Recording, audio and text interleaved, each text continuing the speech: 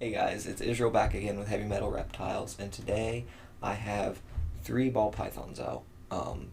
This is Perry. I think he's been in videos before, and Black Widow. I know she's been in videos before, and we also have Courtney in her tub, because if she's not in her tub, she'll try and kill me the whole video. So we got them out today because we're gonna do a ball python. That was the derpiest thing I've ever seen in my life.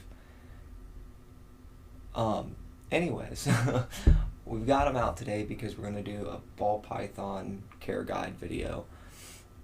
Pretty much because I've noticed that my king snake care guide video got a lot of views on it, and if I can help you guys get ready to take care of your ball pythons, then I will, because they're awesome animals, and if you can take care of them properly, they make great pets. I enjoy all of mine. Perry here is supposed to be an inchy. I'm not gonna lie, I'm not real big with genetics yet. I don't quite know them all that well. I am going to start breeding, so I'm going to get into genetics more, and I'm studying on them now. So maybe I'll have an answer to actually what he is. If you guys know something more than what I do, then let me know. I always called him a normal, but as he's getting bigger, it looks like his colors seem to be different. So not saying he is or isn't a normal. I'm just telling you guys what he was sold to me as, and we got him from PetSmart, and he was $80, so I really didn't care. I mean, that's just being honest. This was our only pet store buy, and he's turned out to be a great snake. Black Widow obviously is the spider gene, and we have her out because of some issues that comes with the spider gene. So something we'll talk about as we go, because you guys need to be educated. Well, as far as he loves to be petted, and it kills me because I've never seen a snake that leans into pets. But there's some things that come along with the spider gene we're going to talk to you guys about, because if you're buying a snake and you want a spider, you're going to need to know about those, especially for your first snake. I wouldn't recommend the spider gene. And then we got Courtney out because she's a good example of things that you need to watch for with behavior. So go ahead and start the video.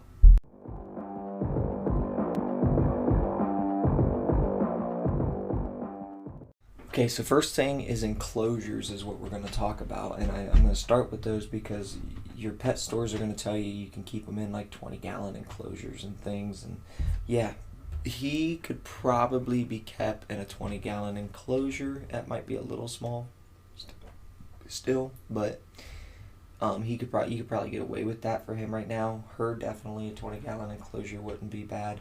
Courtney, you're gonna probably want nothing less than a 29. Obviously, the bigger the better. I know they say, well, you gotta have this inclusion. Well, the world doesn't shrink for these guys in the wild, so there's that. Anyways, for me, an adult ball python, which I was going to get my big boy out and have him, but he did not want to come out, and I didn't want to get bit by him. So your adults are going to need something like, they say, a 45-gallon breeder, and I didn't know 45-gallon breeders was even a size of tank. I have a 40-gallon breeder, but even a 45-gallon breeder, I feel, is like a little small still for them. It depends on the size of your snake. A female can reach 6 foot long. So at 6 foot, I always say you need at least 6 foot long of an enclosure to 7 foot long enclosure. I prefer an extra foot on the length of the snake personally. As they're growing, it's alright to keep them in, and if you got a 2 foot snake, to keep them in a 1.5 feet. Well, no, a 1.5 feet still, I don't know. It gets really touchy. I would rather see them in the same size of or length of their body than anything smaller, in my personal opinion. So for a full grown, I would definitely try to stay by like a 6x2x2 enclosure. And believe it or not, these guys are semi-arboreal.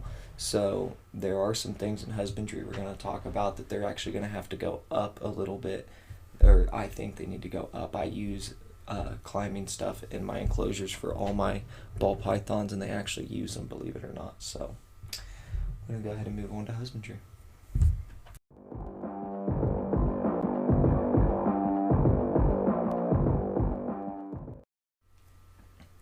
So Husbandry, it's basic, but it's not basic. They require online, they're saying, between a 75 and 80 degree cool side, which tomato, potato, I feel like 80 degrees is kind of warm for their cool side, seeing how their hot sides are supposed to be between 80 and 85 degrees. And you can do residual heat with these guys. People say that you cannot, that you're not supposed to.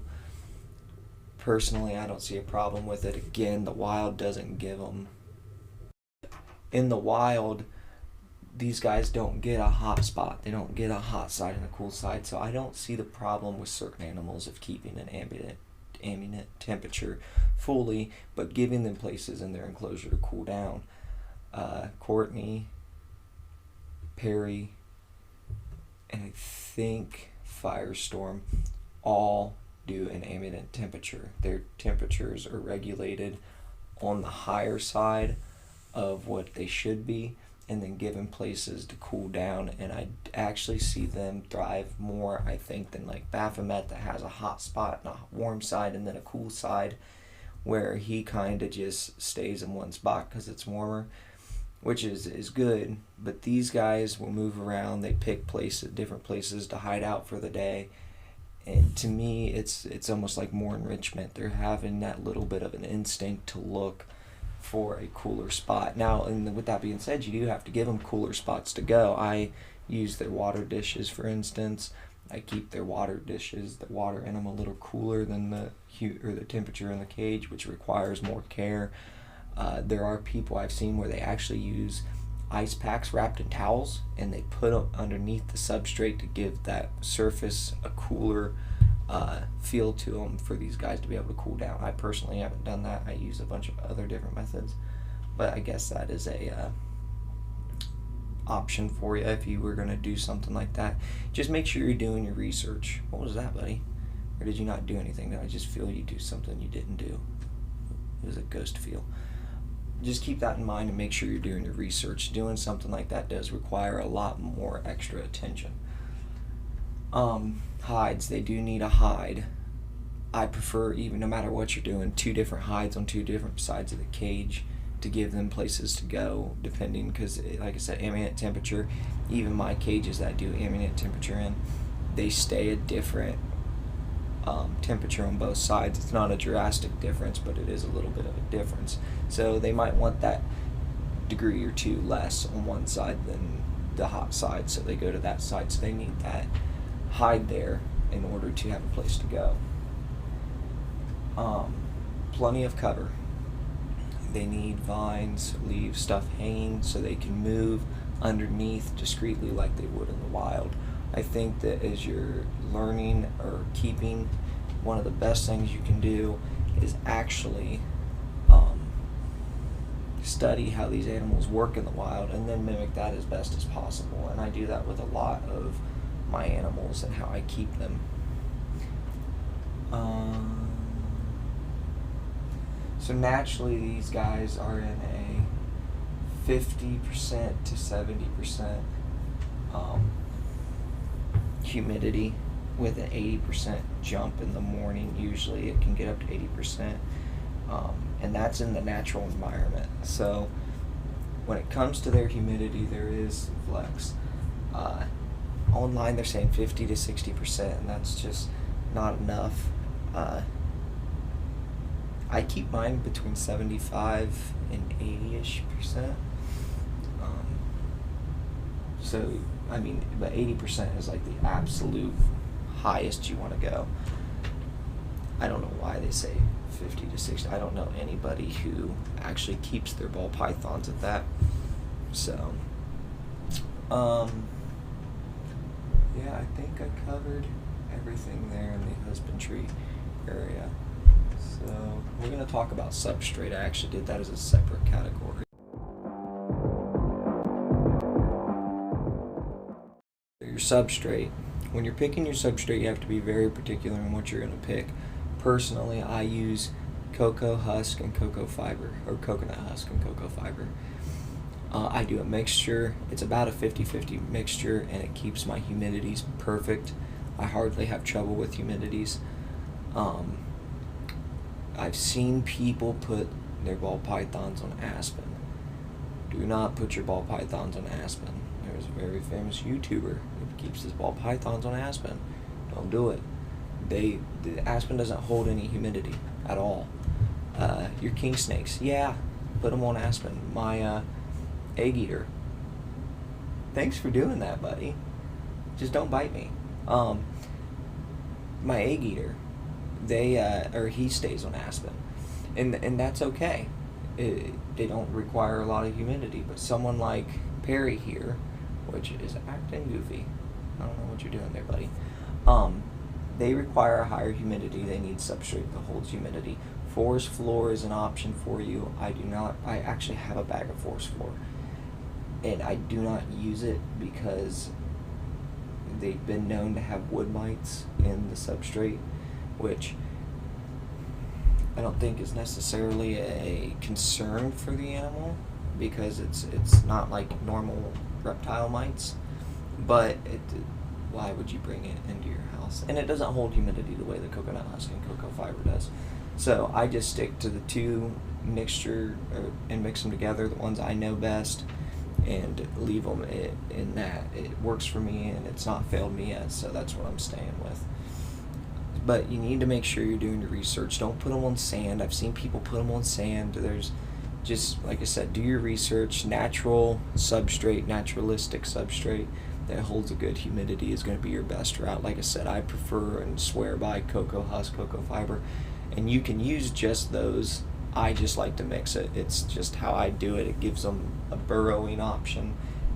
Courtney burrows underneath the water bowl, and that fiber gives her the option to burrow where the husk doesn't hold itself. She can actually make that fiber hold, and it holds everything back so she has a place to hide. So you're also thinking about the animal and what they want. So we're going to move on to the feed, or food feed.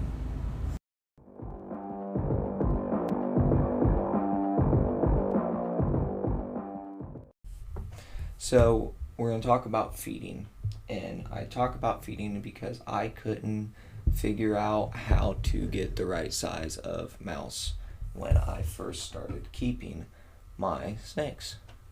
Do you have the camera on them, or do I just look like an idiot right now? Okay.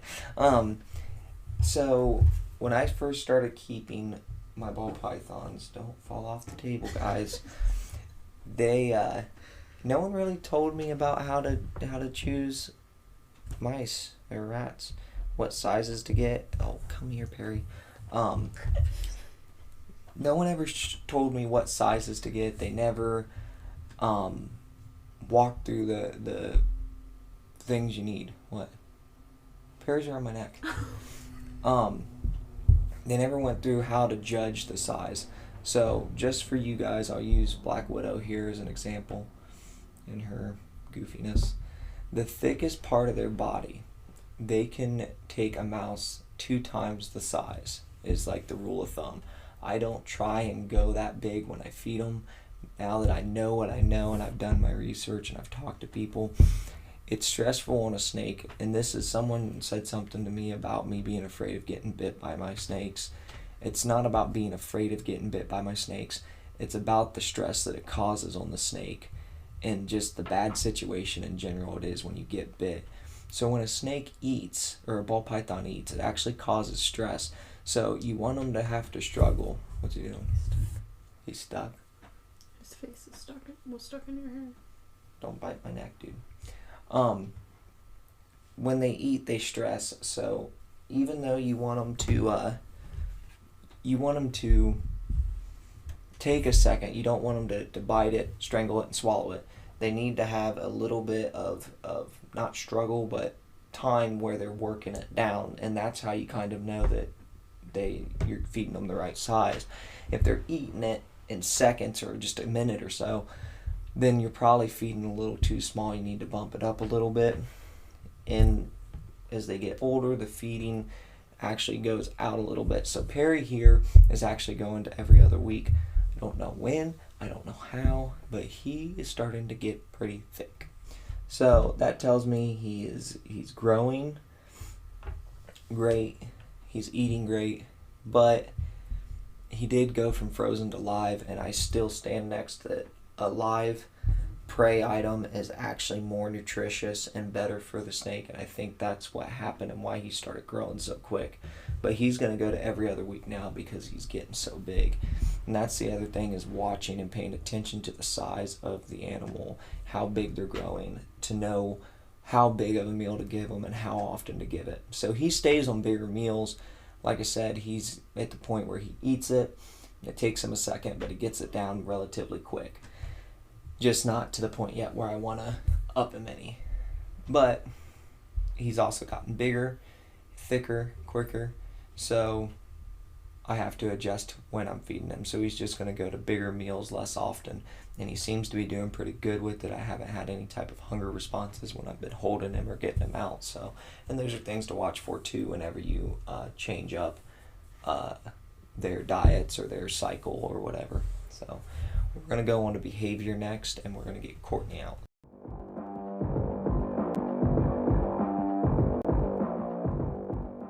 Okay guys, so we're going to talk about behavior, and this might take a little bit longer of a section. I've got 3 of them out right now, and we're going to focus on them. And we're going to focus on them because I've got kind of 2 different personalities and things going on here. So Perry has always been my dude.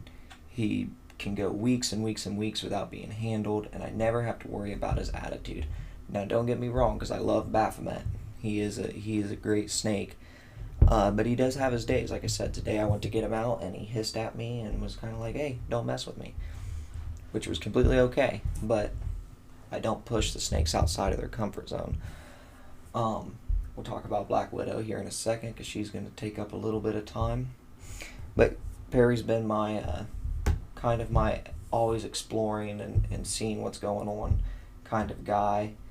And Black Widow is pretty much the same way. She's just derpy. Courtney, I'm almost positive that she's a bush ball. She was sold to me just as a normal captive bred. If she wasn't a bush ball, I think that she was captive born, not captive bred. I want to say she's a good snake, but I've worked and I still work with her, and it just doesn't seem like we're making any progress with her. Which isn't, I mean, it's a risk you take, and that's the realization that people have to have when they're getting these animals, is they're wild animals. We're taking a predator from the wild and making them our pet. And you have to be dedicated and love these things in order to do it and keep them properly. I get Courtney out every once in a while for these videos. I don't very often, as you guys know. If you've watched the videos, she's been in 2, I think. And unfortunately, she's kind of our bad example. But that's just, she's the realization of owning these guys. Like I said, you're taking a predator. These guys eat other things, and you're making them your pet. So we're going to talk about Black Widow, and we're going to do a full video. I swear, guys, I've said it 100 times now. We're going to do a full video on spider balls. So Black Widow is a spider ball. If I can get her to... Sorry if this makes a noise, because she's around the microphone. Come here, Perry. Black Widow is a spider ball. Oh, and the reason I have Courtney out is because she's in a ball. That's her defense mechanism. I'm sorry, I forgot about what portion of the video we were on. And obviously, Perry is not in any type of hunger mode or defensive mode, because he's just checking it out and moving around. He's exploring. And this is actually a really good thing, is to let him explore. Holding them too much, they're trying to get away. It's not really that they're exploring when you're holding them all the time and they're going up and looking and things. She's not dead, I promise. I'm going to explain this stuff. They're more of just trying to find a way away from you when you hold them too much. So when you get them out, to handle them a little bit, but kind of let them move around on a table like this and keep an eye on them, it's good for them, I think, personally. Okay. Oh, don't do that. Don't do that. You're good. You're never head shy, buddy. Okay, Black Widow is a spider ball. They have neurological issues, and I'm just going to give you a quick rundown on it, because I'm going to do a video on it for you guys, so if you are thinking of a spider ball, you know exactly what you're getting into. Come here, Perry. So, as you can see, she kind of doesn't upright her head. She will, but she doesn't actually have any type of concept for up and down, kind of. And when she periscopes or sticks her head straight out and pulls it up off the ground, she has a wobble. This is a common thing known from the spider gene. I'm torn between breeding spider genes. I love spider gene snakes. I think they're amazing animals. They're really fun to keep. She has one of the best personalities out of any snake I've ever had or ever seen. She never struck at me except for when I was trying to feed her one time because her targeting's off because of her neurological issues. She bit at me instead of biting at the mouse. It's just things to be aware of, but it's things that you can see in other morphs also. I think super cinnamons are the ones that also have wobble. There's a couple different morphs that have wobbles to them. And I can do a whole video talking about those and making sure we get all those in there that could have wobble or do have wobble, could possibly have a wobble, things like that, which is just the neurological issues. But like I said, so if I take her and put her like this, she doesn't understand how to make her head flip back up, if you can see that. It takes her a second, and then she'll finally figure out, bam, this is what I need to do. And she doesn't make her any less of a snake or worse of a snake, but it's kind of a behavior pattern with her that she's just different than everybody else, you know. I was hoping Courtney would show you guys the strike pose, but there are a kind of a baseline strike pose for these guys where they stand up kind of like in an S. I sometimes can get Perry to do it for me, like he's going to. Yeah, we'll put a picture in, and it's kind of like the common, hey, they're gonna strike at me. Don't take that for granted though. If you saw me get bit by Zoom in one of the earlier videos, the king snake, he didn't do it. Baphomet doesn't do it all the time when he strikes at me. These animals are gonna strike at you. The best of ball pythons will strike at you. It's not. It's just what it is. Like I said, they are a predator, and we're keeping them as pets. So we're gonna go ahead and skip to the next section. Outro. Yeah.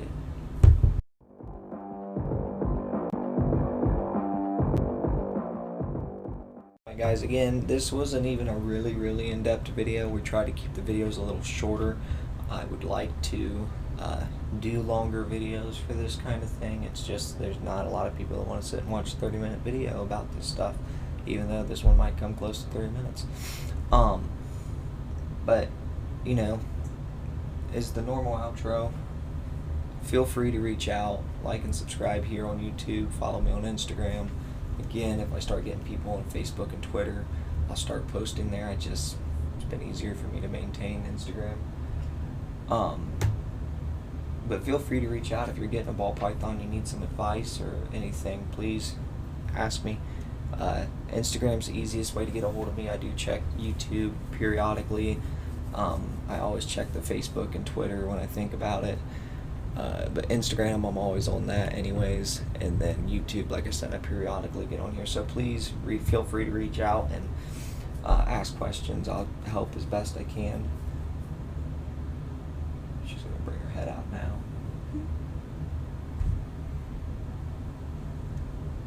I'll slide you over here into frame. Oh, nope, she's going to put her head back down in.